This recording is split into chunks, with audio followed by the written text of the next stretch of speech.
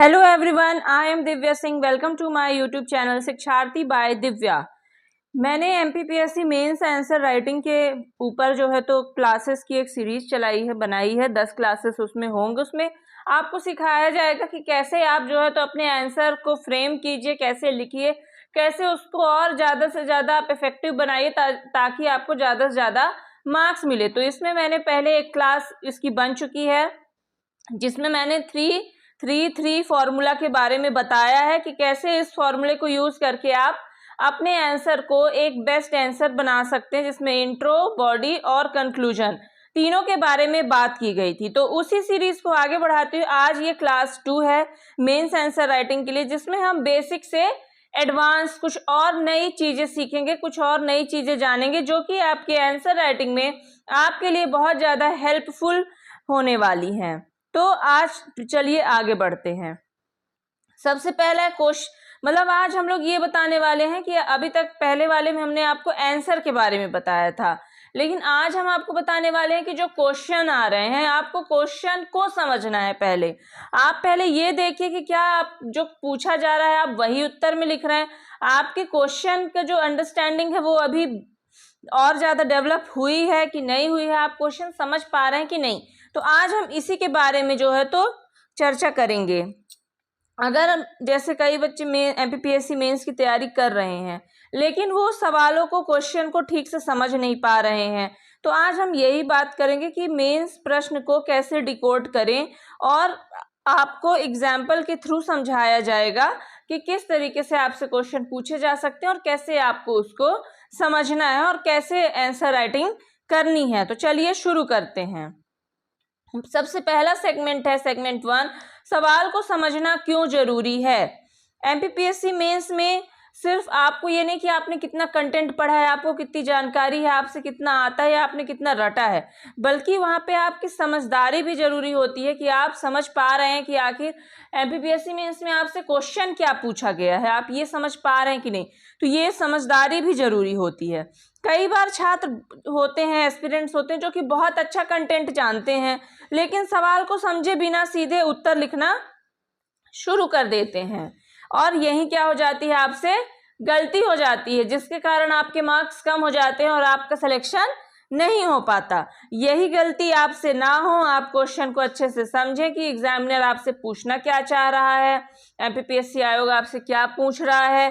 तो सबसे पहले आपको सवाल को समझना जरूरी है और इसीलिए आपको सवाल समझना जब आप सवाल अच्छे से समझेंगे तब ना अच्छे से और एक सटीक जवाब आप लिख के आएंगे। अगर आप सवाल ही गलत समझेंगे तो आप जवाब भी अच्छा नहीं लिखेंगे उसका, और आप शायद दूसरे डायरेक्शन में जवाब लिख के, आंसर लिख के आ जाएं और जो आयोग है उसने आपसे किसी और डायरेक्शन में क्वेश्चन पूछा पर आप ना समझ पाए, इसलिए आपने गलत लिख दिया और आपके नंबर कम आ गए। तो इसीलिए सवाल को समझना जरूरी है।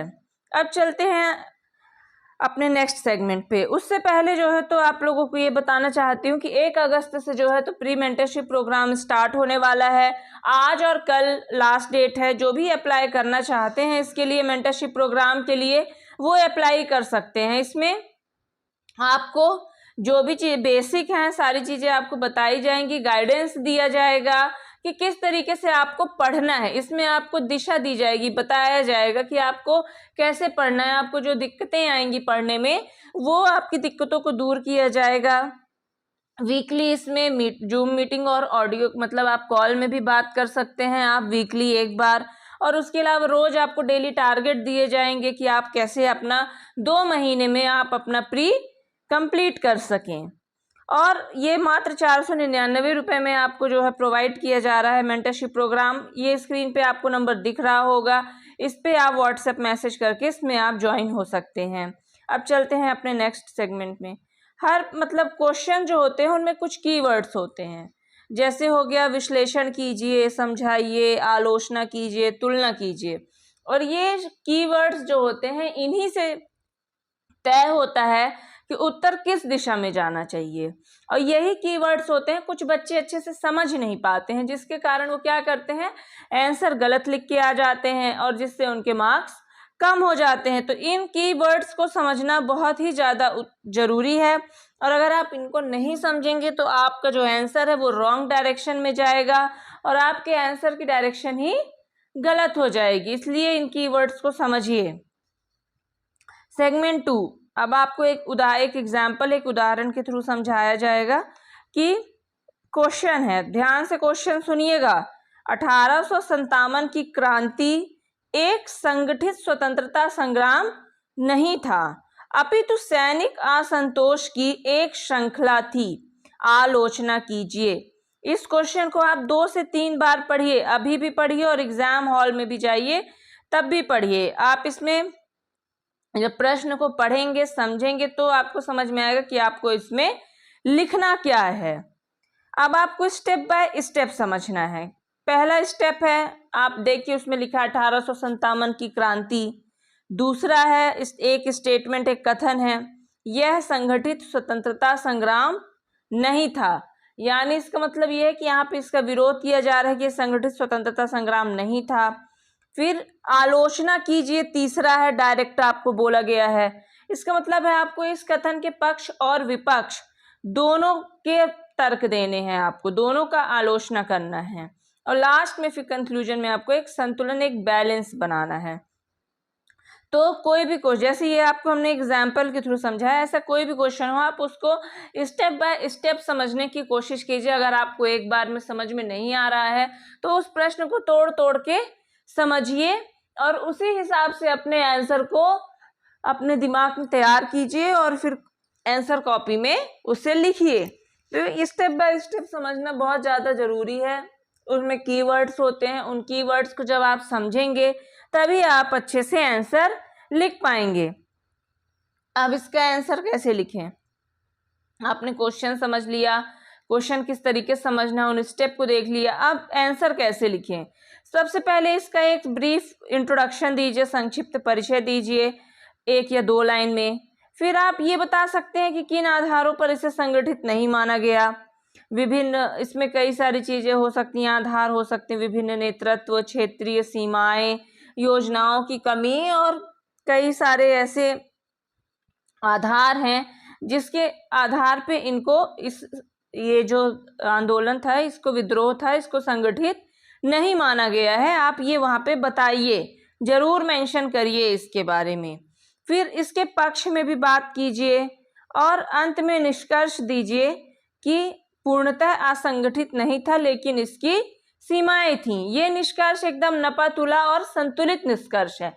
ना तो ये कह रहा है कि संगठित था और ना ही असंगठित था। यानी इसमें जो है तो आपका सोच दिखा रहा है कि आप कितने अच्छे तरीके से किसी भी चीज या किसी भी पहलू के बारे में सोचते हैं और उस पर अपना जो निष्कर्ष देते हैं या जो अपना वो देते हैं, आप अपना थॉट देते हैं, ओपिनियन देते हैं, वो इससे आपका प्रेजेंट होता है। इसीलिए जब आप कंक्लूजन लिखिए तो बहुत ही ज़्यादा वो बैलेंस्ड होना चाहिए और कहीं पे भी वो नेगेटिव नहीं होना चाहिए, नकारात्मक बिल्कुल नहीं होना चाहिए।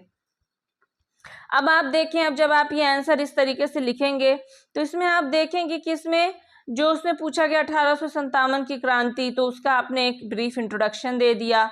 उसके बाद उसे कहा गया था कि यह संगठित नहीं था, तो आपने ये भी बताया कि किस आधार पर यह संगठित नहीं था। उन आधारों को आपने वहाँ पे मेंशन किया, उनका जिक्र किया।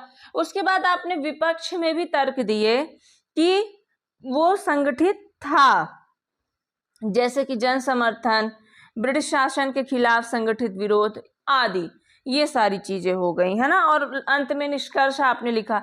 यानी ये आपके आंसर में ऐसा कोई भी पॉइंट मिसिंग नहीं है जिससे आपके मार्क्स कम हो या आपके सिलेक्शन में कोई भी इफेक्ट पड़े इसका। तो इस तरीके से आप आंसर लिखेंगे तो जरूर आपको पूरे मार्क्स मिलेंगे। लेकिन इसके लिए सबसे पहले आपको क्वेश्चन की समझ होना बहुत ज़्यादा ज़रूरी है। आप किस तरीके से क्वेश्चन को समझते हैं और आप जैसे समझेंगे उसी प्रकार से उसका उत्तर लिखेंगे। इसीलिए क्वेश्चन को समझिए। अब आता है सेगमेंट 3। कुछ आपके लिए टिप्स हैं। तो ये आप ये टेक्निक अपना सकते हैं, RRR। ये मूवी नहीं है, RRR। ये MPPSC मेंस आंसर राइटिंग के लिए एक टेक्निक है, RRR। अब देखते हैं RRR है क्या। R1, read the question carefully, यानी जो क्वेश्चन है उसको बहुत ही ध्यानपूर्वक सावधानी से पढ़िए, ध्यान से पढ़िए। रिकॉग्नाइज टू रिकॉग्नाइज कीवर्ड्स, यानी जो कीवर्ड्स हैं उनको पहचानिए, उनका मतलब समझिए कि वो पूछना क्या चाह रहा है, आलोचना है, विवेचना है, विश्लेषण है कि क्या है।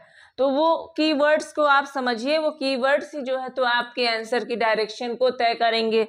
R3 respond accordingly with structure, यानी आपने क्वेश्चन समझ लिया, कीवर्ड्स को पहचान लिया, समझ लिया, अब उसके अनुसार ही जो है तो आप उसका रिस्पॉन्स कीजिए, यानी उसी अनुसार आप एक स्ट्रक्चर, एक ढांचा बनाइए और उसी ढांचे के अनुसार आप आंसर लिखिए अपने कॉपी में। तो ये RRR टेक्निक आपको पेपर में बहुत काम आने वाली है। सेगमेंट 4, प्रश्न का केंद्र बिंदु पकड़िए। केंद्र बिंदु यानी सेंट्रल पॉइंट जो होता है, सेंटर पॉइंट होता है, उसको पकड़िए कि टॉपिक क्या है ना। सेंट्रल पॉइंट क्या है कि टॉपिक क्या है और उसमें किस एंगल से पूछा गया है ये पहचाने। जैसे 1857 क्रांति, ये क्या हो गया, टॉपिक, और संगठित नहीं थी, दोनों पहलुओं को समझे, यानी क्या है, ये इस एंगल से पूछा गया। तो ये आप टॉपिक और किस एंगल से पूछा गया ये दोनों को पहचानिए, समझिए और उसके अनुसार ही अपने उत्तर को, अपने आंसर को फ्रेम कीजिए। इस तरीके से आपको मार्क्स ज्यादा मिलेंगे। सेगमेंट 5, उत्तर में प्रश्न का जवाब दिखना चाहिए। अब ये तो बहुत ही ज़्यादा ज़रूरी चीज़ है कि आप जो लिख रहे हैं, आप जो आंसर लिख रहे हैं, उसमें मतलब जो क्वेश्चन पूछा गया है उसका आंसर दिखना चाहिए, नहीं कि वो पूछा कुछ और है और आप लिख कुछ और रहे हैं। वो पूछा है विवेचना और आप कर रहे हैं आलोचना, ऐसा बिल्कुल नहीं होना चाहिए, आपको 0 मार्क्स मिलेंगे। ऐसा ना लगे कि आपने टॉपिक पर निबंध लिखा है, मतलब ऐसा भी नहीं कि आप पैराग्राफ में पूरा आंसर दे रहे हैं और उसके बारे में जो जो जानते हैं आप, हड़प्पा सभ्यता क्वेश्चन है, जो जो जानते हैं आपने निबंध लिख दिया, ये आपका मार्क्स तो 0 मिलेंगे, एकदम तय है, बिल्कुल मार्क्स नहीं मिलने वाले। तो ऐसा लगे कि आप आंसर, आप क्वेश्चन का आंसर दे रहे हैं, ना कि कोई ऐसे लिख रहे हैं उस टॉपिक के बारे में। ये बहुत ज़्यादा ज़रूरी चीज़ है जो कि आपको अपने दिमाग में रखना है जब आप आंसर राइटिंग कर रहे हैं। और अब लास्ट में मैं आप लोगों को कुछ फाइनल टिप देना चाहती हूँ कि गलती ये मत करिएगा कि सिर्फ बॉडी पर ध्यान दीजिए, कि आप सोच लिए कि जो बॉडी है, जो जहाँ पे हमको कंटेंट लिखना है, मेन आंसर लिखना, सिर्फ वहीं पे ध्यान दें। ऐसी गलती बिल्कुल मत करिएगा। हमेशा सवाल के दोनों पहलुओं को पकड़िए और निष्कर्ष में संतुलन दिखाइए। जैसे कि अभी मैंने पहले निष्कर्ष बताया था, उसमें संतुलन था, उसमें दोनों पक्षों का, दोनों पहलुओं की बात थी जो कि क्वेश्चन में पूछी गई है।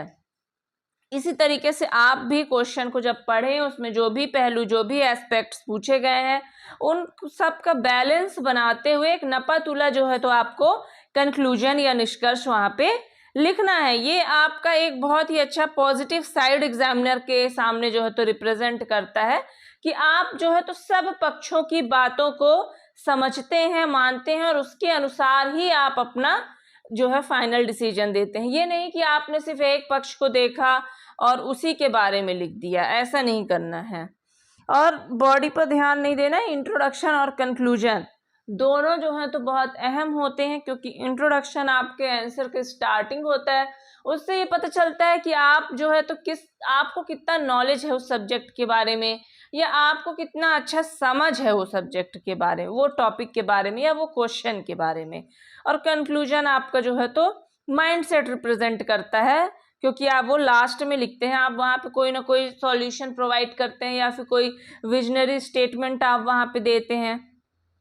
तो ये सारे पहलू जो होते हैं, ये इंट्रोडक्शन, बॉडी, कंक्लूजन, तीनों के तीनों इम्पॉर्टेंट हैं। अगर आपको मेरा वीडियो अच्छा लगा हो तो वीडियो को लाइक कीजिए, शेयर कीजिए, कमेंट कीजिए और चैनल को सब्सक्राइब कीजिए। Thank you.